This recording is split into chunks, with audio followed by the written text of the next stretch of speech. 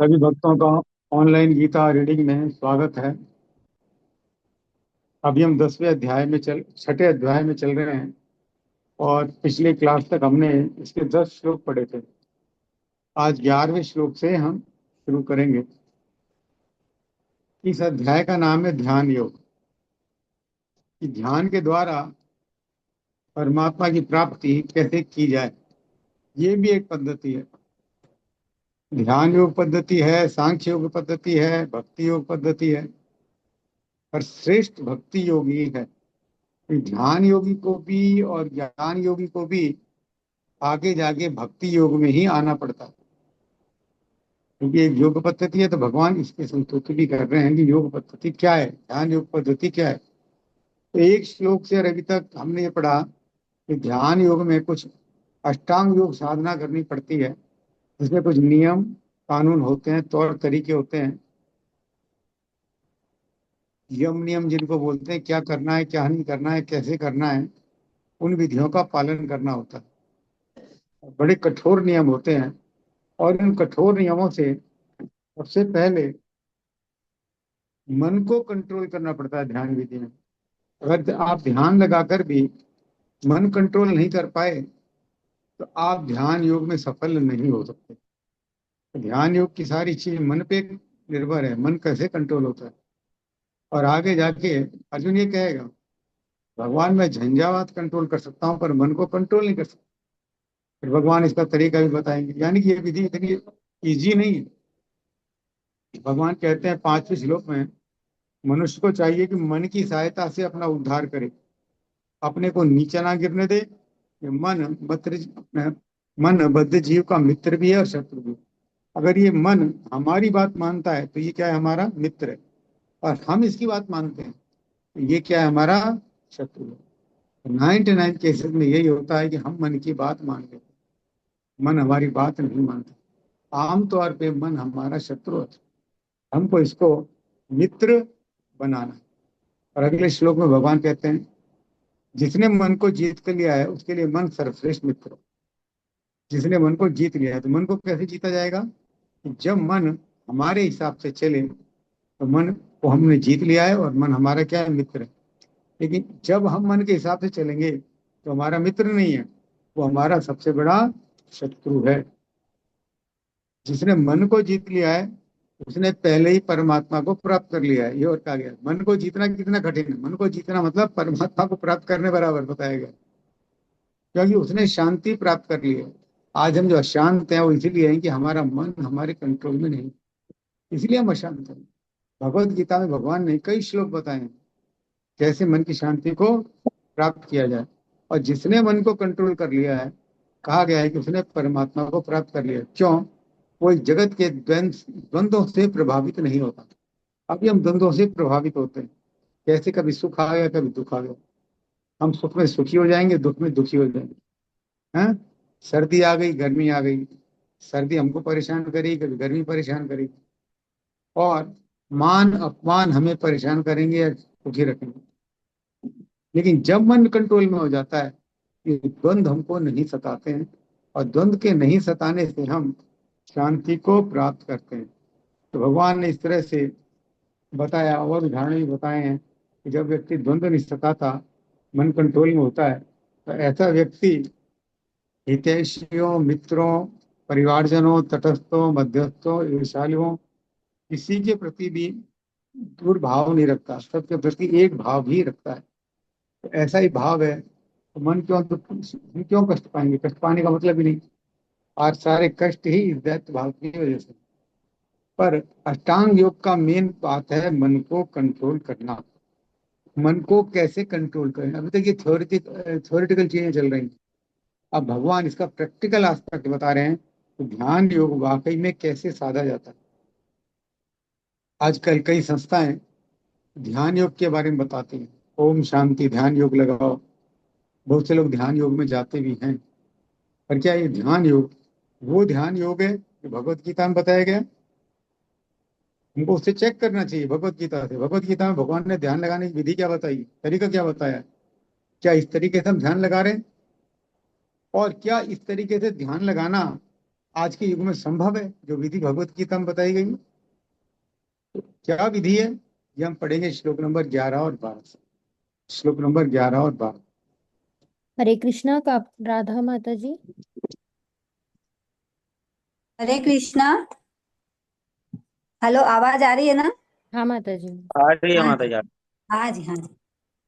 शुचौ देशे प्रतिष्ठाप्य स्थिरमासनमात्मनः नात्युच्छ्रितन्नातिनीचं चैलाजिनकुशोत्तरम् तत्रैकाग्रं मनः कृत्वा यत चित्तेन्द्रियक्रियः उपविश्यासने युज्यात् उद्योगमात्मविशुद्धये। शुचो पवित्र देशे भूमि में प्रतिष्ठाप्य स्थापित करके स्थिरम दृढ़ आसनम आसन आत्मना स्वयं का न नहीं अति अत्यधिक उच्चतम ऊंचा न तो अति अधिक नीचम निम्न नीच चैल चैलजिन मुलायम वस्त्र तथा मृगछाला कुश तथा कुशा का उत्तरम आवरण तत्र उस पर एक अग्रम एकाग्र मन कृत्वा करके यतचित मन को वश में करते हुए इंद्रियां क्रिया तथा क्रियाएं उपविश्य बैठकर आसने आसन पर युज्यात अभ्यास करे योगम योग आत्म हृदय की विशुद्ध शुद्धि के लिए योगाभ्यास के लिए योगी एकांत स्थान में जाकर भूमि पर कुशा बिछा दे और फिर उसे मृगछाला से ढके तथा ऊपर से मुलायम वस्त्र बिछा दे। आसन न तो बहुत ऊंचा हो न बहुत नीचा, यह पवित्र स्थान में स्थित हो। योगी को चाहिए कि इस पर दृढ़ता पूर्वक बैठ जाए और मन इंद्रियों तथा कर्मों को वश में करते हुए तथा मन को एक बिंदु पर स्थित करके हृदय को शुद्ध करने के लिए योगाभ्यास करे। तात्पर्य: पवित्र स्थान तीर्थ स्थान का सूचक है। भारत में योगी तथा भक्त अपना घर त्याग कर प्रयाग, मथुरा, वृंदावन, ऋषिकेश तथा हरिद्वार जैसे पवित्र स्थानों में वास करते हैं और एकांत स्थान में योगाभ्यास करते हैं जहाँ यमुना गंगा तथा गंगा जैसी नदियां प्रवाहित होती है। किंतु प्राय ऐसा करना सबों के लिए, विशेषतया पाश्चात्यों के लिए संभव नहीं है। बड़े बड़े शहरों की तथाकथित योग समितियां भले ही धन कमा ले, किंतु वे योग के वास्तविक अभ्यास के लिए सर्वथा अनुपयुक्त होती है। जिसका मन विचलित है और जो आत्म संयमी नहीं है वह ध्यान का अभ्यास नहीं कर सकता। अतः बृहन्नारदीय पुराण में कहा गया है कि कलयुग वर्तमान युग में, जबकि लोग अल्पजीवी आत्म साक्षात्कार में मंद तथा चिंताओं में व्यग्र रहते हैं, भगवत प्राप्ति का सर्वश्रेष्ठ माध्यम भगवान के पवित्र नाम का कीर्तन है। हरे नाम हरे नाम हरे नाम एव केवलम कलौ नास्तेव नास्तेव नास्तेव गतिरन्यथा। कलह और दंभ के इस युग में मोक्ष का एकमात्र साधन भगवान के पवित्र नाम का कीर्तन करना है। कोई दूसरा मार्ग नहीं है, कोई दूसरा मार्ग नहीं है, कोई दूसरा मार्ग नहीं है। हरे कृष्णा।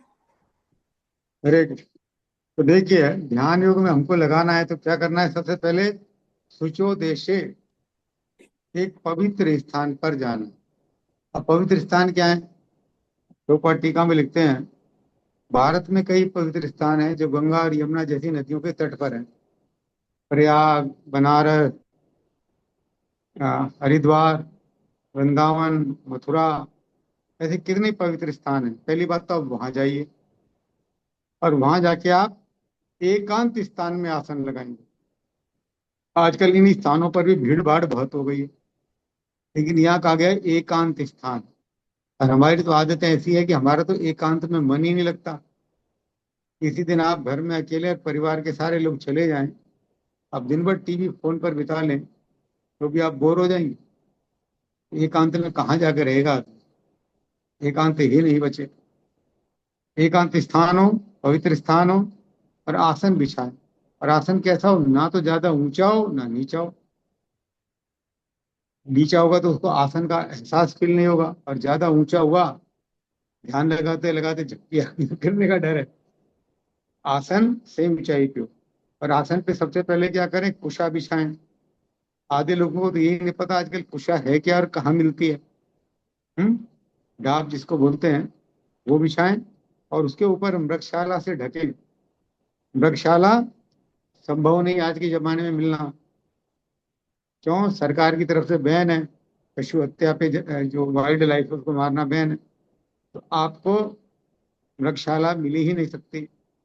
इसके ऊपर मुलायम वस्त्र बिछाएं, आसन ऊंचा नीचा ना हो, और योगी को चाहिए कि इसके ऊपर दृढ़ता से बैठ जाए।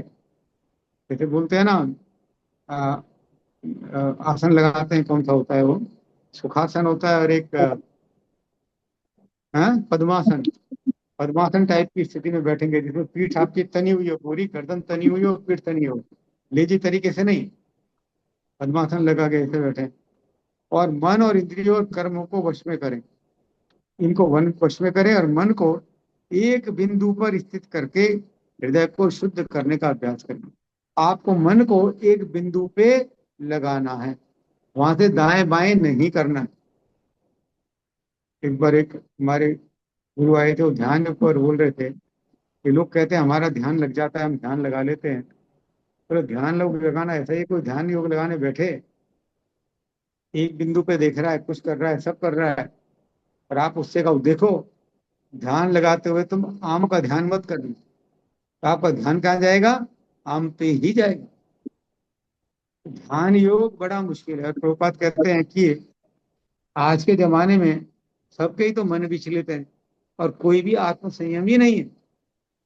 ना कोई आत्म संयमी है, ना किसी का मन पे कंट्रोल है, मन विचलित है। ऐसे में ध्यान का अभ्यास आदमी नहीं कर सकता, नामुमकिन सा ही है। बिरला कोई करता हो, पर नामुमकिन सा ही है। इसलिए वैनार्दी पुराण में भगवान के नाम के कीर्तन की संस्तुति की गई है। कलयुग में यही श्रेष्ठ है। हरे नाम हरे नाम एव केवलम, कलो नास्तेव नास्तेव गतिर अन्यथा। कलयुग में और कहीं गति नहीं है। आपने ध्यान योग लगा लिया है, जो कि लाइकली नामुमकिन है, आप सफल भी हो गए तो फिर भी आपको भगवत धाम जाने के लिए भक्ति योग में आना ही पड़ेगा। तो ये एक प्रोसेस। देखो पहला श्लोक, जो 2 श्लोक हैं, उनमें कितना कठिन प्रोसेस है। पहले तो शुचो देशो देखो, एकांति स्थान हो, आसन, आसन पर मृगशाला विषय, कुशा विषय, दृढ़ता पूर्वक बैठे। हम अगर अभी दृढ़ता पूर्वक बैठ जाएं पद्मासन में, आधे लोगों से तो पद्मासन ही नहीं लगेगा, और लग भी गया 5-7 मिनट में पीठ दुखने लगेगी या पैर दुखने लगेंगे। कैसे हम ध्यान योग का पालन करें? और ये तो पहली सीढ़ी है। अब देखो 13वें और 14 श्लोक में और क्या आगे का तरीका बताया गया है, वो पढ़े 13 और 14 श्लोक में। हरे कृष्णा मंगल गुप्ता प्रभु जी।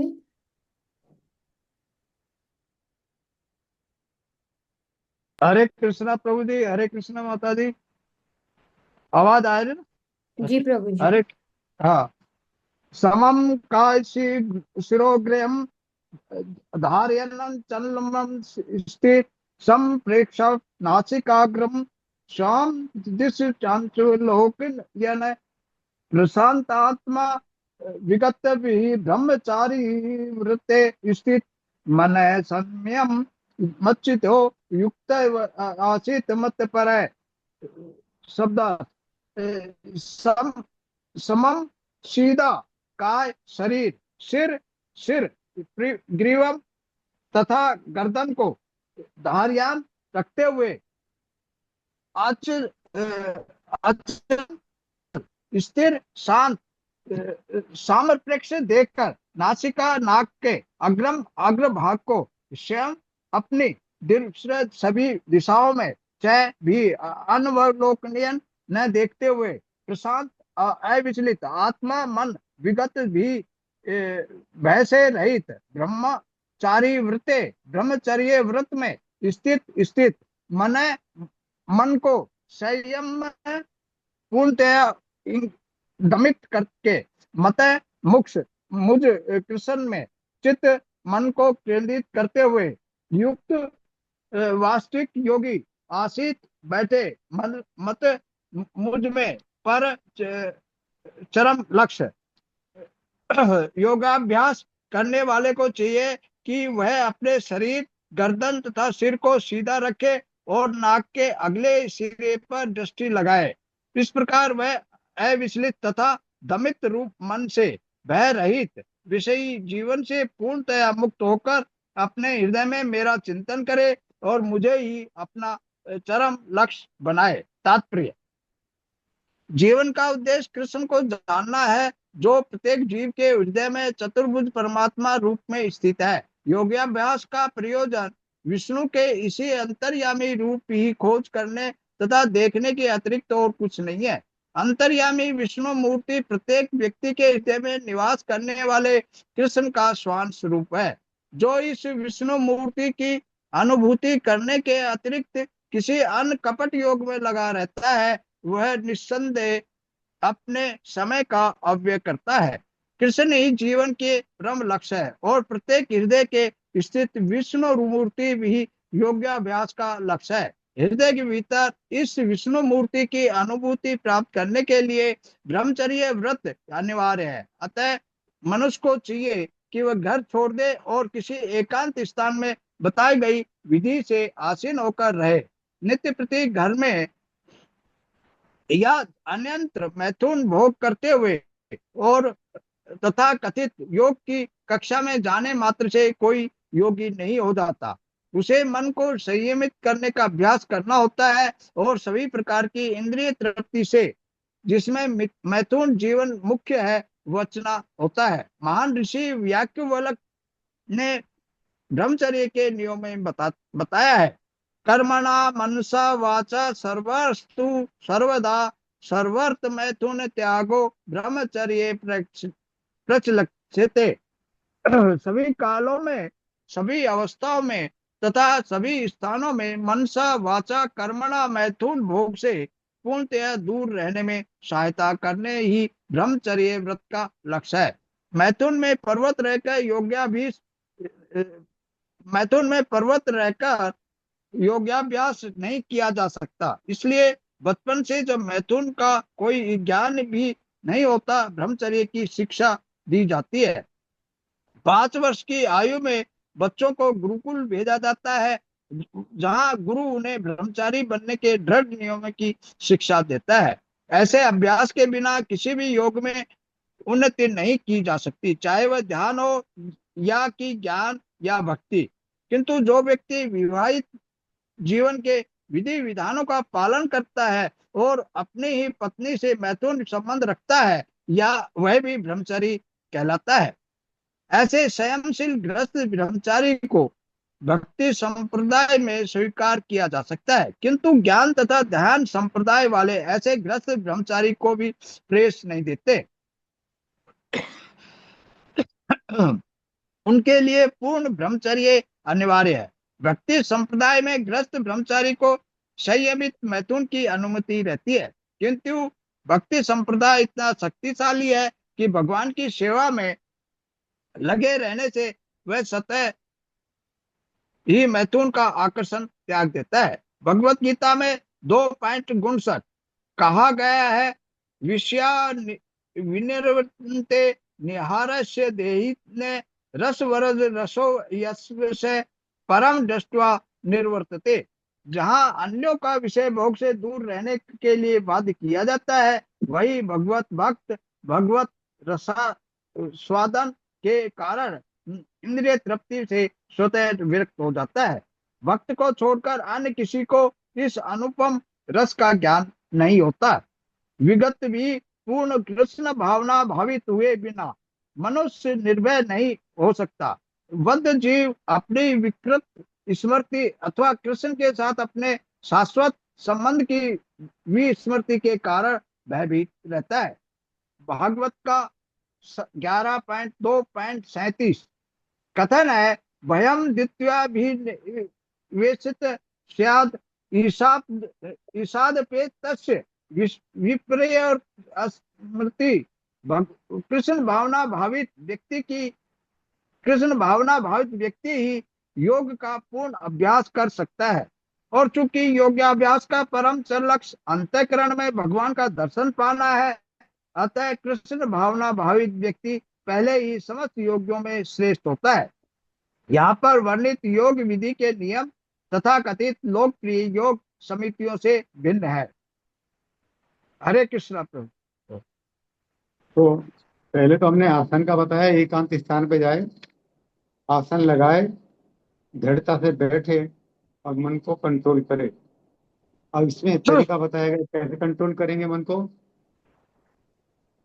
शरीर गर्दन तक सिर को सीधा रखें, एकदम तन के बैठे, शरीर गर्दन और सिर एक स्थिति में हो और नाक के अगले सिरे से दृष्टि लगाएं।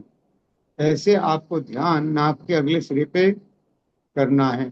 दोनों बाहों के मध्य से होते हुए नाक के पॉइंट पे आपको ध्यान लगाना। ये लगता है देखने में, पर इतना नहीं। अब थोड़ी देर बैठेंगे तो आपका सिर दुखने लग जाएगा।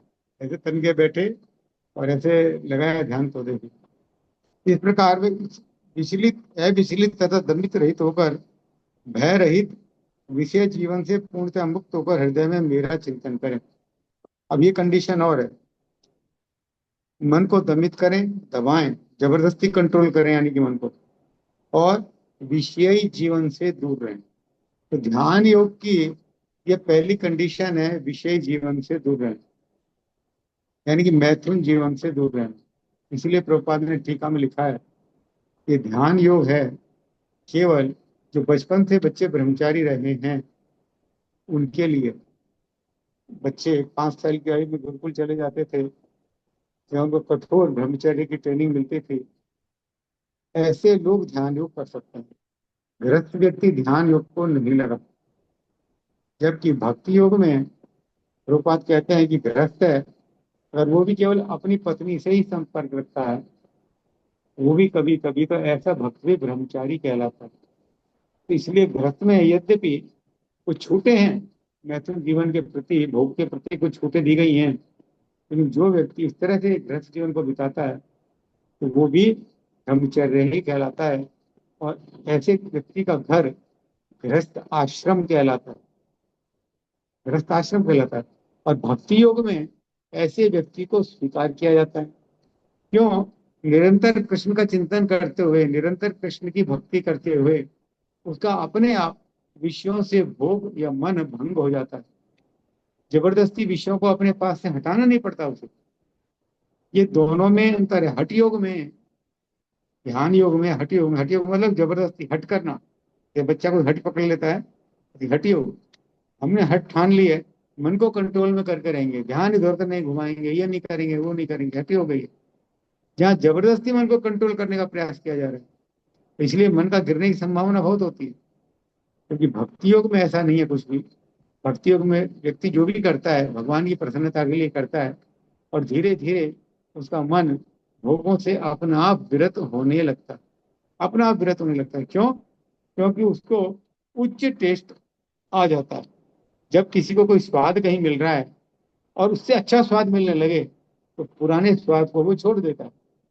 जो प्रभुपाद ने भगवत गीता का श्लोक कोट किया है, विषया विनिवर्तन्ते निहारस्य देहिना रसवर्ज रसोप्यस परम दृष्टा निवर्तते। देहधारी जीव भौतिक पदार्थों से इनसे भले ही विरक्त हो जाए, लेकिन भोग भोगने की कामना खत्म नहीं होती। हमने मन को जबरदस्ती कंट्रोल कर लिया, हम ये नहीं खाएंगे, हम ये नहीं पहनेंगे, हम ये बात नहीं करेंगे, इससे नहीं मिलेंगे, वहां नहीं जाएंगे, यहाँ नहीं जाएंगे। जबरदस्ती मन को कंट्रोल कर लिया थोड़ी देर के लिए, पर लंबे समय तक कंट्रोल नहीं होगा, टूट जाएगा।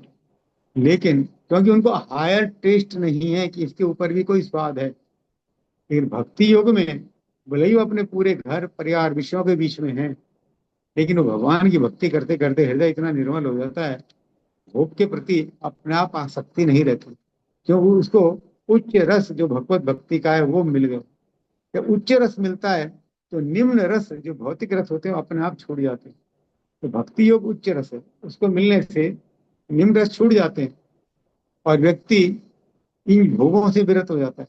जबकि अष्टांग योग में कड़े नियमों के द्वारा उनसे अलग रहने की ट्रेनिंग दी जाती है, लेकिन जैसे उसको मौका मिलता है व्यक्ति को, फिर उसका मन विचलित दोबारा हो जाता है। शास्त्रों में बड़े उदाहरण। विश्वामित्र मुनि तपस्या में थे, मैनकान ने आके उनकी तपस्या भंग कर दी, जब वो तो बहुत ऊंचे स्तर पे थे। ये दूसरा तरीका बताया। पहला आसन का बताया, दूसरा ये लगाया दृष्टि कहाँ रखें मन को कैसे एकाग्र करें। अब आगे और तरीका बता रहे हैं भगवान श्लोक नंबर 15 में। हरे कृष्णा रमेश्वरी माता जी। हरे कृष्ण। युञ्जन्नैवं सदात्मानं योगी नियतमानसः शान्तिं निर्वाण परमां मत्संस्थाम अधिगच्छति। युंजन अभ्यास करते हुए एवं इस प्रकार से सदा निरंतर आत्मानं शरीर मन तथा आत्मा, योगी योग का साधक, नियत मानस संयमित मन से युक्त, शांतिम शांति को, निर्वाण परमाम भौतिक अस्तित्व का अंत, मत संस्थाम चिन्मय व्योम या भगवत धाम को अधिगच्छति प्राप्त करता है। इस प्रकार शरीर मन तथा कर्म में निरंतर संयम का अभ्यास करते हुए संयमित मन वाले योगी को इस भौतिक अस्तित्व की समाप्ति पर भगवत धाम की प्राप्ति होती है। तात्पर्य। अब योगाभ्यास के चरम लक्ष्य का स्पष्टीकरण किया जा रहा है। योगाभ्यास किसी भौतिक सुविधा की प्राप्ति के लिए नहीं किया जाता। उसका उद्देश्य तो भौतिक संसार से विरक्ति प्राप्त करना होता है। जो कोई इसके द्वारा स्वास्थ्य लाभ करना चाहता है या भौतिक सिद्धि प्राप्त करने का इच्छुक होता है, वह भगवत गीता के अनुसार योगी नहीं है। न ही भौतिक अस्तित्व के समाप्ति का अर्थ शून्य में प्रवेश है, क्योंकि यह कपोल कल्पना है। श्री भगवान की सृष्टि में कहीं भी शून्य नहीं है। उल्टे भौतिक अस्तित्व की समाप्ति से मनुष्य भगवत धाम में प्रवेश करता है। भगवत गीता में भगवत धाम का भी स्पष्टीकरण किया गया है कि यह वह स्थान है जहाँ न सूर्य की आवश्यकता है, न चांद या बिजली की। आध्यात्मिक राज्य के सारे लोग उसी प्रकार से स्वतः प्रकाशित हैं, जिस प्रकार सूर्य द्वारा यह भौतिक आकाश। वैसे तो भगवत धाम सर्वत्र है, किंतु चिन्मय बोम तथा उसके लोकों को ही परम धाम कहा जाता है। एक पूर्ण योगी जिसे भगवान श्री कृष्ण का पूर्ण ज्ञान है, जैसा कि यहाँ पर श्री भगवान ने स्वयं कहा है, मत चितः मत परः मत स्थानम, वास्तविक शांति प्राप्त कर सकता है और अंततः गत्वा कृष्ण लोक या गोलोक वृंदावन को प्राप्त होता है। ब्रह्म संहिता 5.37 में स्पष्ट उल्लेख है, गोलोक एवं निवसत अखिलात्म भूता।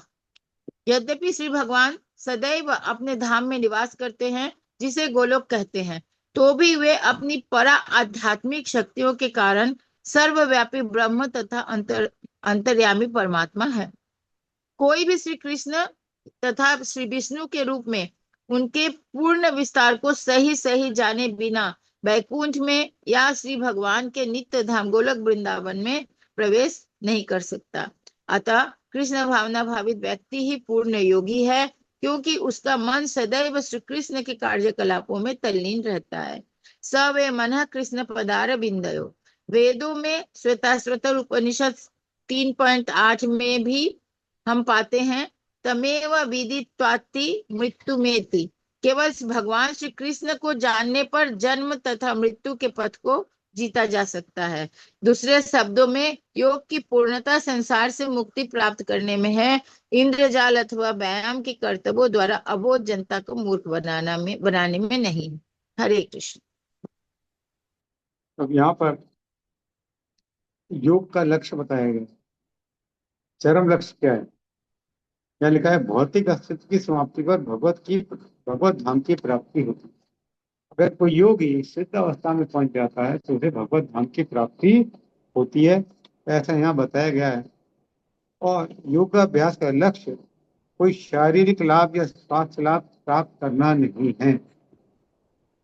आजकल हम देखते हैं कि हर पार्क में शहर के सुबह कुछ लोग अपनी चटाइयों को लेके आ जाएंगे और योगा करेंगे।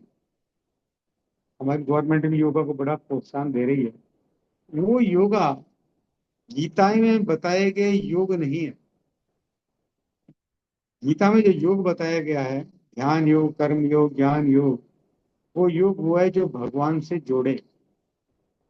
और यहाँ जिस ध्यान योग की बात की जा रही है गीता में, वो भगवान से जोड़ने से संबंधित है। कि अंत में क्या होता है, भगवत धाम की प्राप्ति होती है। और जो हम पार्क में जाके योग करते हैं, ये शारीरिक स्वास्थ्य के लिए कुछ एक क्रियाएं, आसन है, जिनसे हमारा शरीर थोड़ा स्वस्थ रहता है। इसके अलावा ये और कुछ नहीं है। तो योगी जो होता है, ध्यान योगी, वो भगवत धाम को जाता है। तो भगवत धाम का वर्णन प्रभुपाद कहते हैं, भगवत गीता में दिया हुआ है।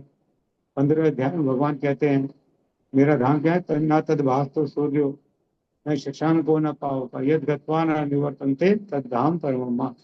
मेरा धाम ऐसा है, इसमें सूर्य या चंद्र प्रकाश की जरूरत नहीं है, स्वयं प्रकाशित है। और जो वहां चला जाता है वो फिर लौट के मृत्यु लोक में वापस नहीं आता। ऐसा भगवान का धाम है। यहाँ सुरभि गायें हैं, सारे वृक्ष कल्प वृक्ष हैं, सारी स्त्रियां लक्ष्मी रूपा हैं। इतना अच्छा भगवान का धाम है। तो भगवान का धाम प्राप्त करने के लिए योग की जरूरत है। और योग में क्या होता है कि जब व्यक्ति योग साधना करता है तो उसमें धीरे धीरे सिद्धियां आने लगती हैं। अणिमा, गरिमा, लघिमा, ये सिद्धियां आने लगती है। और व्यक्ति सिद्धियों का चमत्कार दिखा के अब वो जनता को ठगता है। जब दो चार चमत्कार दिखा देता है तो पब्लिक समझती है, ओहो ये तो बड़े उच्च कोटि के भक्त हैं। भक्ति का स्तर नहीं है वो चमत्कार का। अष्टांग योग की सिद्धियों को दिखाना योगी के द्वारा, ये कोई भक्ति योगी नहीं, ये सामान्य जनता को मूर्ख बनाने जैसा है। आजकल बहुत चल रहा है, कोई पर्ची निकालता है, कोई बाबा कुछ करता है, कोई बाबा कुछ करता है। इसका भक्ति से कोई लेना देना। योग साधना में ऐसी सिद्धियां आ जाती है, ऐसी सिद्धियां तो भगवत भक्तों के पास भी होती है, पर भगवत भक्त इस तरह की सिद्धियों का कभी प्रदर्शन करते नहीं हैं। उस समय पूर्व एक बहुत फेमस संत हमारे महाराज से मिलने गए थे 1 साल पहले। चमत्कार दिखाते हैं और सही चमत्कार भी दिखाते हैं, जैसा सुना है। तो उन्होंने हमारे गुरु महाराज से पूछा कि मेरे लिए कोई आदेश है। हमारे महाराज ने ये कहा, चमत्कार मत दिखाओ, लोगों को भागवत कथा सुनाओ। तो यहाँ ये प्रभुपाद कहते हैं कि योग की पूर्णता संसार से मुक्ति प्राप्त करने में है, इंद्रजाल अथवा व्यायाम के कर्तव्यों के द्वारा अबोध जनता को मूर्ख बनाने में नहीं। हमें असली ध्यान योग क्या है भगवत गीता में, वो मालूम होना चाहिए। अब योगियों के लिए क्या नियम है, देखिए ध्यान योगी जो होता है उसके लिए नियम कितने कठोर है। अभी नियम शुरू होते हैं 16 नंबर श्लोक में, कुछ नियम बताए गए। 16 नंबर श्लोक। हरे कृष्णा मदन मोहन प्रभु जी। हरे कृष्ण माता जी, हरे कृष्ण प्रभु जी। नात्यस्नतस्तु योगस्ति न च चैकान्तमनस्नतः न चाति स्वप्नशीलस्य जाग्रतो नैव च अर्जुन। न कभी नहीं, अति अधिक असृतः खाने वाले का तू, लेकिन योग भगवान से जुड़ना अस्ति है न तो च भी एकांतम बिल्कुल नितांत अनस्नतः भोजन न करने वाले का न तो च कभी अति अत्यधिक स्वप्नशीलस्य सोने वाले का जागृत अथवा रात भर जागते रहने वाले का न नहीं एव ही च तथा अर्जुन, हे अर्जुन, हे अर्जुन, जो अधिक खाता है या बहुत कम खाता है, जो अधिक सोता है अथवा जो पर्याप्त नहीं सोता, उसके योगी बनने की कोई संभावना नहीं है। तात्पर्य, यहाँ पर योगियों के लिए भोजन तथा नींद के नियमन की संस्तुति की गई है। अधिक भोजन का अर्थ है शरीर तथा आत्मा को बनाए रखने के लिए आवश्यकता से अधिक भोजन करना। मनुष्यों को मांसाहार करने की आवश्यकता नहीं है, क्योंकि प्रचुर मात्रा में अन्न, शाक, फल तथा दूध उपलब्ध है। ऐसे सादे भोज्य पदार्थ भगवत गीता के अनुसार सतोगुणी माने जाते हैं। मांसाहार तो तमोगुणियों के लिए है। अतः जो लोग मांसाहार करते हैं, मद्यपान करते हैं, धूम्रपान करते हैं और कृष्ण को भोग लगाए बिना भोजन करते हैं, वे पाप कर्मों का भोग करेंगे, क्योंकि वे केवल दूषित वस्तुएं खाते हैं। भुंजते ते त्वघम पापाये पंचत्यात्मा कारणात्। जो व्यक्ति इंद्रिय सुख के लिए खाता है या अपने लिए भोजन बनाता है, किंतु कृष्ण को भोजन अर्पित नहीं करता, वह केवल पाप खाता है। जो पाप खाता है और नियत मात्रा से अधिक भोजन करता है, वह पुण्य योग का पालन नहीं कर सकता। सबसे उत्तम यही है कि कृष्ण को अर्पित भोजन के उच्छिष्ट भाग को ही खाया जाए। कृष्ण भावना भावित व्यक्ति कभी भी ऐसा भोजन नहीं करता जो इससे पूर्व कृष्ण को अर्पित न किया गया हो। अतः केवल कृष्ण भावना भावित व्यक्ति ही योगाभ्यास में पूर्णता प्राप्त कर सकता है। न ही ऐसा व्यक्ति कभी योग का अभ्यास कर सकता है जो कृत्रिम उपवास की अपनी विधियां निकाल कर भोजन नहीं करता है। कृष्ण भावना भावित व्यक्ति शास्त्रों द्वारा अनुमोदित उपवास करता है। न तो वह आवश्यकता से अधिक उपवास रखता है, न ही अधिक खाता है। इस प्रकार वह योगाभ्यास करने के लिए पूर्णतया योग्य है। जो आवश्यकता से अधिक खाता है वह सोते समय अनेक सपने देखेगा, अतः आवश्यकता से अधिक सोएगा। मनुष्य को प्रतिदिन 6 घंटे से अधिक नहीं सोना चाहिए। जो व्यक्ति 24 घंटे में से 6 घंटों से अधिक सोता है वह अवश्य ही तमोगुणी है। और तमोगुणी व्यक्ति आलसी होता है और अधिक सोता है। ऐसा व्यक्ति योग नहीं साध सकता। हरे कृष्ण। तो देखिए, योग के नियम कितने कठिन है। ना ज्यादा खाना है ना कम खाना है। ज्यादा खाएंगे ज्यादा सोएंगे, कम खाएंगे शरीर में वीकनेस आ जाएगी। योग नहीं साध सकते। उचित मात्रा में खाना, ना कम ना ज्यादा। ना अधिक सोना है ना कम सोना है। अधिक सोएंगे लेजी हो जाएंगे, ज्यादा सोएंगे तो हेल्थ, कम सोएंगे तो हेल्थ गिरेगी। तो ये सारी चीजें इस नियम में आती हैं। तो खाने के ऊपर ही प्रभुपाद कह रहे हैं कि सतोगुणी भोजन बनाएं और भगवान कृष्ण को अर्पित करें। हम ये तीसरे अध्याय में पढ़ चुके हैं। जो भगवान को अर्पित किए भोजन करता है वो चोर कहलाता है। क्यों कि सारी चीजें किसकी दी हुई है? भगवान की है। भगवान मालिक है, तो भगवान को पहले अर्पित करें फिर हम खाएं, अन्यथा हम क्या कहलाएंगे? चोर कहलाएंगे। और चोरों का समुदाय कभी भी सुखी नहीं रह सकता। तो जो लोग बिना अर्पित किए खाते हैं उनकी स्थिति देखिए कैसी। दूसरा, भगवान ने पर्याप्त शाकाहारी भोजन उपलब्ध कराया है, हमें वही करना चाहिए। मांसाहार हमारे लिए नहीं है। ये पाप कर्म है अगर आप मांसाहार खाते हैं तो क्या खाएं, कैसे खाएं और कितना खाएं? इस श्लोक में भगवान ने तो कहा है कि कितना खाएं, ना कम खाएं ना ज्यादा खाएं, उचित ही खाएं। प्रभुपाद ने ये बताया क्या खाएं और कैसे खाएं। सतोगुणी भोजन बनाएं, भगवान को अर्पित करें और फिर भगवान का उच्छिष्ट खाएं। ये खाने का तरीका है। और ऐसे ही सोने का तरीका है। सोएं ना तो ज्यादा सोएं ना कम सोएं। ज्यादा सोएंगे तो ज्यादा निद्रा लेना भी तमोगुण की निशानी है। आदमी आलसी रहता है, तमोगुण में रहता है। तो 6 घंटे की नींद पर्याप्त है, प्रभुपाद कहते हैं। तो इस तरह से योग के नियम कितने हैं, बहुत ही नियमित रहने की जरूरत है। और आजकल लोगों की लाइफ बड़ी अनियमित है। कोई खाने का समय नहीं है, मनवाया जब खा लिया। कोई सोने का समय नहीं है, जब टाइम मिला सो गए। ये तरीके सही नहीं है। तो फिर ऐसा व्यक्ति कैसे योग साधना करेगा? कर ही नहीं सकता। ये तो खाने पीने के सोने जगने के नियम है। अब और भी देखिए और क्या नियम है। श्लोक नंबर 17। हरे कृष्णा अंजलि माता जी। हरे कृष्णा प्रभु जी, हरे कृष्णा माता जी। युक्ताहार विहारस्य युक्तचेष्टस्य कर्मसु युक्तसोपनावबोधस्य योगो भवति दुःखः। युक्त नियमित आहार भोजन विहारस्य आमोद प्रमोद का, युक्त नियमित चेष्टस्य जीवन निर्वाह के लिए कर्म करने वाले का, कर्मसु कर्म करने में, युक्त नियमित स्वपन अवबोधस्य नींद तथा जागरण का, योग योगाभ्यास भवती होता है, दुख कष्टों को नष्ट करने वाला। जो खाने सोने आमोद प्रमोद तथा काम करने की आदतों में नियमित रहता है वो योगाभ्यास द्वारा समस्त भौतिक क्लेशों को नष्ट कर सकता है। तात्पर्य, खाने सोने रक्षा करने तथा मैथुन करने में जो शरीर की आवश्यकताएं हैं, अति करने से योगाभ्यास की प्रगति रुक जाती है। जहां तक खाने का प्रश्न है, इसे तो प्रसादम या पवित्रीकृत भोजन के रूप में नियमित बनाया जा सकता है।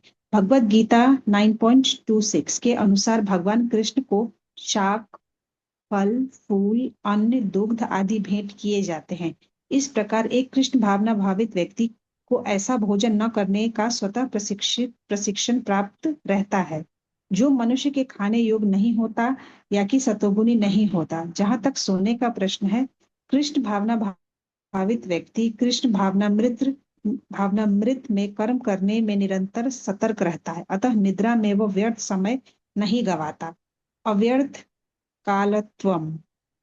कृष्ण भावना भावित व्यक्ति अपना 1 मिनट का समय भी भगवान की सेवा के बिना नहीं बिताना चाहता, अतः वह कम से कम सोता है। इसके आदर्शशील रूप गोस्वामी है, जो कृष्ण की सेवा में निरंतर लगे रहते थे और दिन भर में 2 घंटे से अधिक नहीं सोते थे, और कभी कभी तो उतना भी नहीं सोते थे। ठाकुर हरिदास तो अपनी माला में 3 लाख नामों का जप किए बिना न तो प्रसाद ग्रहण करते थे और न सोते ही थे। जहां तक कार्य का प्रश्न है, कृष्ण भावना भावित व्यक्ति ऐसा कोई भी कार्य नहीं करता जो कृष्ण से संबंधित न हो। इस प्रकार उसका कार्य सदैव नियमित रहता है और इंद्रिय तृप्ति से अदूषित, क्योंकि कृष्ण भावना भावित व्यक्ति के लिए इंद्रिय तृप्ति का प्रश्न ही नहीं उठता, अतः उसे तनिक भी भौतिक अवकाश नहीं मिलता। चूंकि वह अपने कार्य, वचन, निद्रा, जागृति तथा अन्य सारे शारीरिक कार्यों में नियमित रहता है, अतः उसे कोई भौतिक दुख नहीं सताता। हरे कृष्ण। अब देखिए और क्या है, युक्त आहार विहार से युक्त चेष्ट कर्मसु, उनको इन सारे कार्यों में नियमित रहना है। खाने पीने की आदतों में, सोने की आदतों में, आमोद प्रमोद की आदतों में और काम करने की आदतों में उसे हमेशा नियमित रहना है। समय पर उठे, समय पर भक्ति के कार्य करे, समय तक कृष्ण के लिए भोजन बनाए, समय पर प्रसाद ले, समय पर सोए, हमेशा कृष्ण चेतना में रहे। जो इन आदतों में नियमित नहीं है वो व्यक्ति योग का अभ्यास नहीं कर सकता। आज आपने 2 बार प्रसाद लिया, किसी दिन आप 6 बार प्रसाद ले रहे हैं। आज आप रात को 9 बजे सो गए, कई बार रात को 2 बजे सोते हैं, कभी सुबह 4 बजे उठ गए, कभी 9 बजे उठते हैं। ये इस तरह की जो आदतें होती हैं अनियमित, उनसे कोई योगी नहीं बन सकता। योगी बनने के लिए आपको अपनी आदतों को कंट्रोल में करना पड़ेगा। जैसे भगवान को समय पर भोजन अर्पित करना है। मंदिरों में देखिए, एक सही समय पर भगवान को उठाया जाता है, सही समय पर उनकी आरतियां की जाती हैं, सही समय पर उनको स्नान किया जाता है, श्रृंगार किया जाता है, टाइम टू टाइम एक निश्चित समय पर उनको भोजन दिया जाता है भगवान को। तो इस तरह से एक नियमित जीवन होना चाहिए।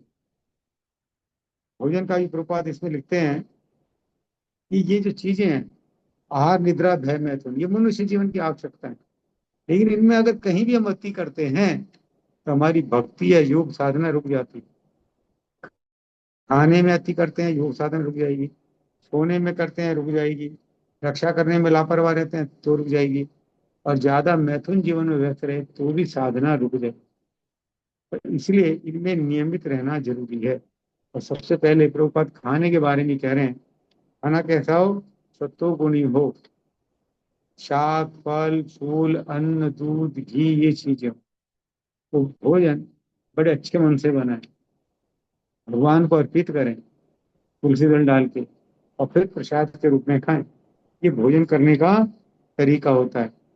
और प्रभुपाद कहते हैं, जहाँ तक समय की बात है, जो भगवत भक्त होते हैं, कृष्ण भावना भावित भक्त होते हैं, वो सारा समय कृष्ण के लिए ही नियोजित करते हैं। तो उनका समय बेवजह बर्बाद नहीं होता है, एक एक मिनट का सदुपयोग वो करते हैं। जैसे प्रभुपाद या रूप गोस्वामी का और ठाकुर हरिदास का उदाहरण दे रहे हैं। ठाकुर हरिदास एक दिन में 3 लाख माला जप करते थे, 3 लाख नाम लेते थे, यानी कि 64 × 3, 192 माला। हमको एकादशी को 25 करनी होती है तो ये बड़ा भार लगता है, 25 माला कैसे करेंगे। और जब तक उनका वो जब पूरा नहीं होता था, उन्होंने खाते थे ना वो सोते थे, बताइए। खाते सोते भी नहीं थे। रूप गोस्वामी मुश्किल से 2 घंटे सोते थे।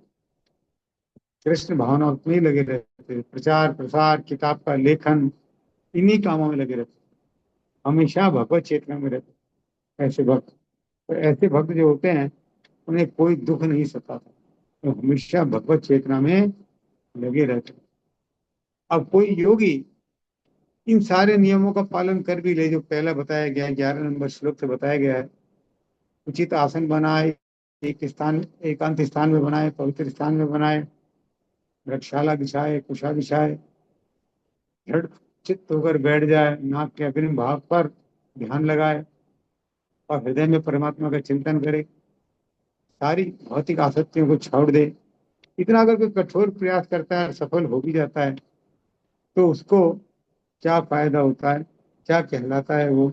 श्लोक नंबर 18 कि परिणाम क्या होता है इसका? हरे कृष्णा गीता माता जी। हरे कृष्णा। आवाज आ रही है ना? हाँ माता हाँ। जी। यदा विनियतं चित्तम् आत्मन्नेवावतिष्ठते निःस्पृहः सर्वकामेभ्यो युक्त इत्युच्यते तदा। यदा, जब विनियत विशेष रूप से अनुशासित चित्तम मन तथा उसके कार्य आत्मनि अध्यात्म में एवं निश्चय ही अविचलित स्थिर हो जाता है। निष्प्रह आकांक्षा रहित सर्व प्रकार की कामेभ्य भौतिक इंद्रिय तृप्ति से युक्त योग में स्थित इस प्रकार उच्चते कहलाता है। तदा उस समय जब योगी योगाभ्यास द्वारा अपने मानसिक कार्यकलापों को वश में कर लेता है और आध्यात्म में स्थित हो जाता है, अर्थात समस्त भौतिक इच्छाओं से रहित हो जाता है, तब वह योग में सुस्थिर कहा जाता है। तात्पर्य, साधारण मनुष्य की तुलना में योगी के कार्यों में यह विशेषता होती है कि वह समस्त भौतिक इच्छाओं से मुक्त रहता है, जिनमें मैथुन प्रमुख है। एक पुण्य योगी अपने मानसिक कार्यों में इतना अनुशासित होता है कि उसे कोई भी भौतिक इच्छा विचलित नहीं कर सकती। यह सिद्ध अवस्था कृष्ण भावना भावित व्यक्तियों द्वारा स्वतः प्राप्त हो जाती है, जैसा कि श्रीमद् भागवत में 4.9.4.18.20 में कहा गया है। सवे मनः कृष्ण पदार योवर्चसी वैकुंठ गुणान वर्णने करोर हरि मंदिर मार्जन नादिषु श्रुतिम चक्राराच्युत सत्कर्म मोदोदय मुकुंदलिंग मुकुंदलिंगांग दर्शनये दशो तद्मृत्युर्न स्पशे संगमम घ्राणं च तात्मा दसरो जसोरभे श्रीमतुल्या तुल्यशा रसनाम तदर्पिते पादो हरे क्षेत्र पदानुसर्पणे समर्पणे शिरो ऋषिकेश पदाभिवंदने कामं च दास्येन तु काम काम्या यथोत्तम यथोत्तम श्लोक कनजयाश्रया गति। राजा अम्बरीश ने सर्वप्रथम अपने मन को भगवान के चरण कमलों पर स्थित कर दिया, फिर क्रमशः अपनी वाणी को कृष्ण के गुणानुवाद में लगाया।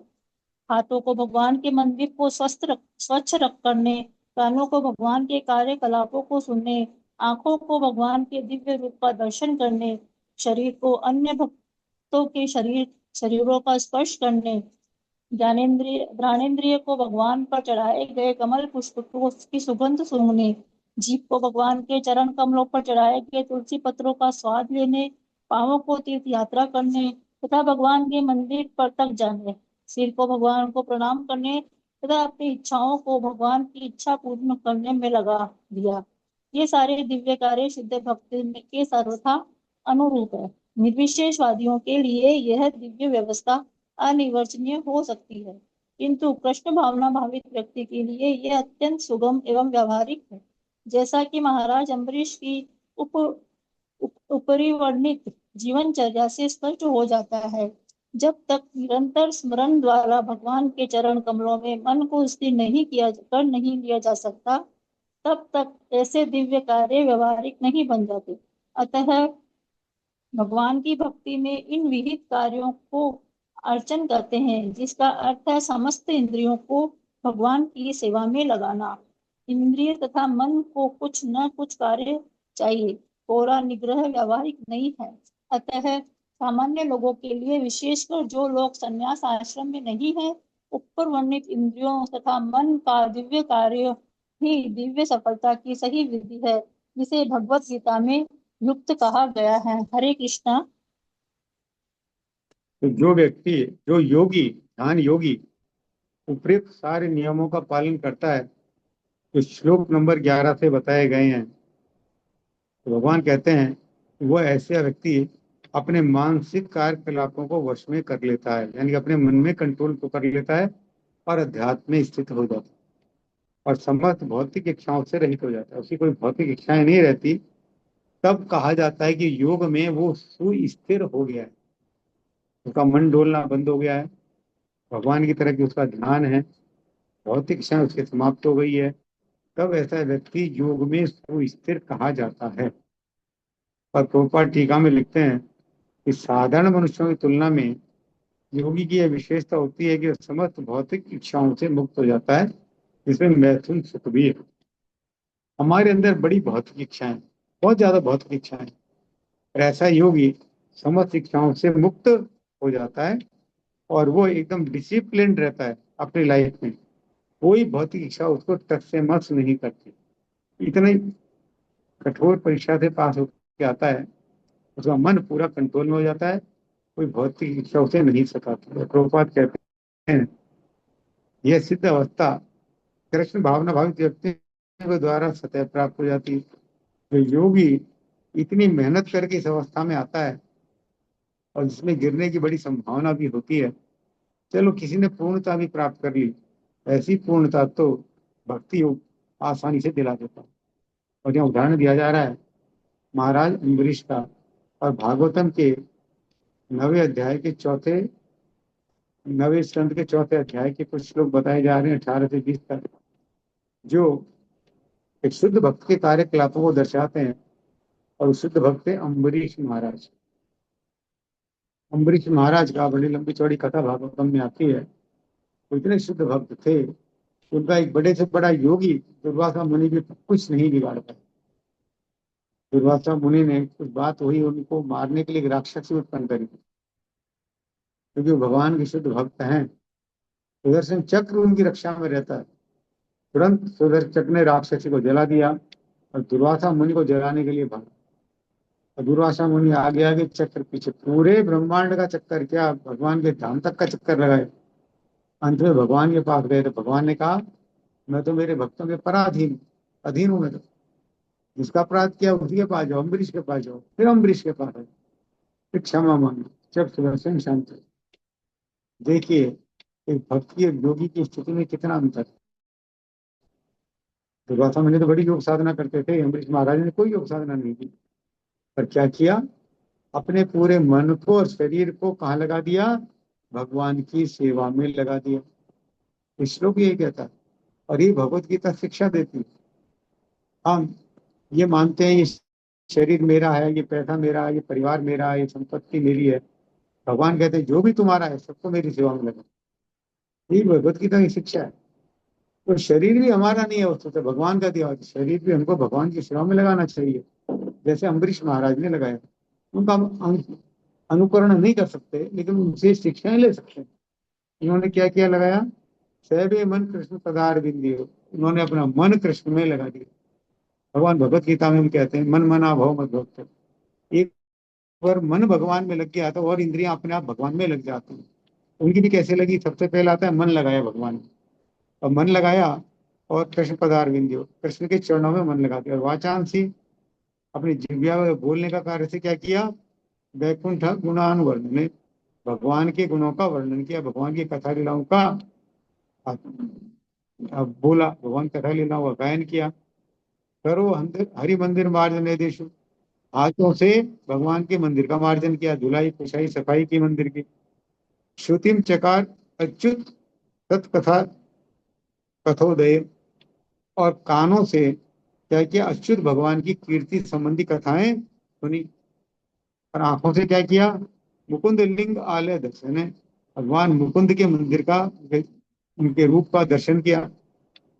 और अपनी त्वचा का स्पर्श का कहाँ उपयोग किया, तो भगवान के भक्त आते हैं उनसे गले मिलने में, उनको आशीर्वाद देने में, यथा योग्य अंग से अंग लगाने में उनके अपनी त्वचा का सदुपयोग किया। भक्तों से मिलने का तरीका होता है, छोटा भक्त है आप उसके सिर पे हाथ रखें, उसका माथा सूंघे, बराबर का है गले मिले हैं, बड़ा है उसके चरण स्पर्श करें, दंडवत करें उनको, ये तरीके होते हैं मिलने के। हमने त्वचा को उस काम में लिया। नासिका को क्या किया, भगवान के चरण कपड़ों में तुलसी दल चढ़ाए गए, फूल चढ़ाए गए, कोई भी उनको सूंघने के काम में लिया। ये आज भी हम करते हैं, आरती का फूल आता है तो हम सूंघते हैं, फूलों को सूंघने के, तुलसी दल को सूंघने के काम में लिया। और पैरों का उपयोग कहाँ लिया? भगवान के मंदिर जाने में। पैरों का उपयोग भगवान के मंदिर जाने में काम लिया। और सिर का उपयोग कहाँ लिया? भगवान को दंडवत करने के काम में लिया, भगवान को प्रणाम करने के काम में लिया। और तो और अपनी जो भी इच्छाएं थी उनको भगवान की इच्छाओं में मिला दिया। चलो, जो भगवान की इच्छा है वही मेरी इच्छा है, जो भगवान कहेंगे मैं वही करूंगा, मेरी कोई अपनी इच्छा नहीं है। इसे कहते हैं भगवान की इच्छाओं को पूरी करना, आत्मसमर्पण। एक अम्बरीश महाराज ऐसे हैं जिन्होंने नवदा भक्ति का पूरा पालन किया। तो प्रभुपाद इस श्लोक में ये कहना चाह रहे हैं, इसके तात्पर्य में, कि जो ये लिखा गया है कि जो योगी 10वें श्लोक से लेके और 17 तक का पालन करता है तो भौतिक इच्छाओं से मुक्त हो जाता है और योग में सुस्थिर हो जाता है। पर भौतिक इच्छाओं से मुक्त होने के लिए और योग में सुस्थिर होने के लिए इतनी कठोर ध्यान साधना की, योग साधना की जरूरत नहीं है। आप भक्ति योग के माध्यम से आसानी से भौतिक इच्छाओं से विरक्त हो सकते हैं, जैसे कि अम्बरीश महाराज हो। आज हम यहाँ समापन करते हैं 18 श्लोक पे। अगली बार पढ़ेंगे अगला श्लोक। किसी भक्त का कोई प्रश्न है तो ले सकते हैं। हरे कृष्णा, किसी का कोई प्रश्न?